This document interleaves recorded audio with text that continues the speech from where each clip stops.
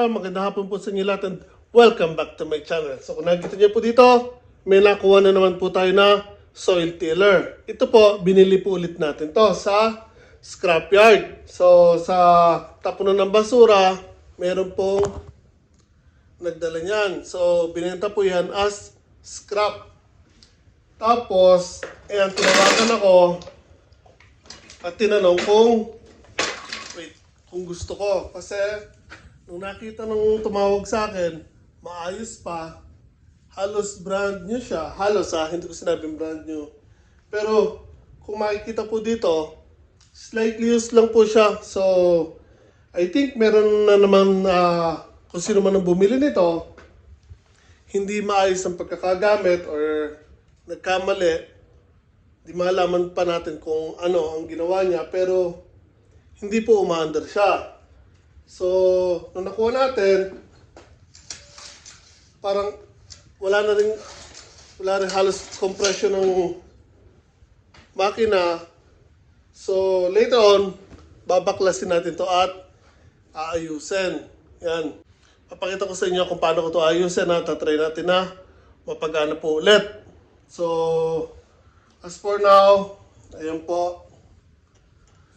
Napakita ko lang sa inyo ang susunod nating project. So, ito po ay Honda or gawa ng Honda FF300 na soil tiller.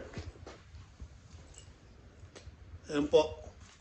So, ang kagandahan po dito, itong soil tiller na to, may nabibili sa Amazon na mga adapter na ikakabit nyo dito sa likod na pwedeng pang-araro or pang-shape ng lupa pagkatapos nyong bungkalin. So meron din po siyang 3-speed at meron din siyang high and low ng speed ng soil tiller. So again, maayos po ang soil tiller na to. Baliktarin ko lang po ang camera para mas makita nyo na maayos. Yan guys, sinilabas ko na po para mas makita po natin ng maayos. So okay, kung titingnan natin yung mga ngipin niya, ayan o, meron pa pong original paint. Yan o, hindi pa halos kinakalawang. So again guys, slight disc pa lang po siya. Pati po dito, ayan o, mga original paint pa po yan. So yan yung guide na wheel.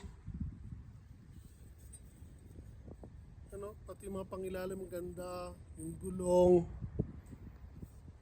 Itong cover ng filter. Yung kaya, madumi lang po yan kasi nandun sa bodega, nakastock or nakatago. Simulan nakuha ko, nandun lang po siya sa loob. Ayan guys, so, ang ganda oh, ang linis.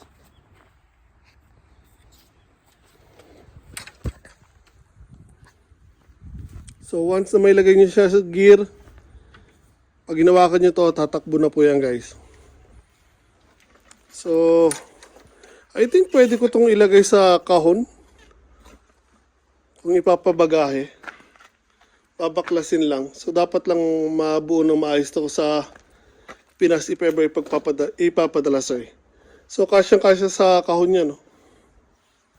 Nahingi si nanay na isang ganito. So, try natin pag naayos natin kung may papadala natin sa Pinas. Kasi yung sa akin, yung una kong binili, again is, ayun. So, mas malaki. Yan. So, kung ipapabagahin naman to masyadong mabigat. Although, mas maganda to sana. Kasi mas malakas ang makina nito. Pero ito, sakto-sakto lang sa isang kahon. And again, mas maayos pa. So, malalaman natin. Kasi, di ba, again, meron na kami isang mas malaki na traktora na ginagamit ko sa pagbubungkal ng lupa. Which is this one. So, again, ito po yung Yanmar second-hand na tractor na nabili po natin.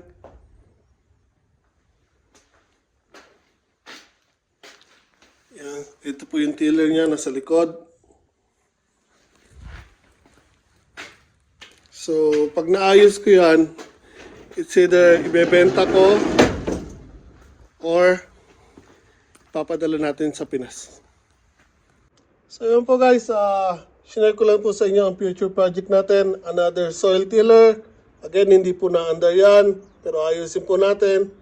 At once na inumpisan ko na ayusin to, sasama ko po kayo at share ko sa inyo kung paano natin ayusin po to. Kung nagustuhan niyo po to, pakilike naman po, share sa mga kaibigan niya, subscribe na rin po sa channel ko. Yun po view natin, new property. Ingat po tayo lahat palagi.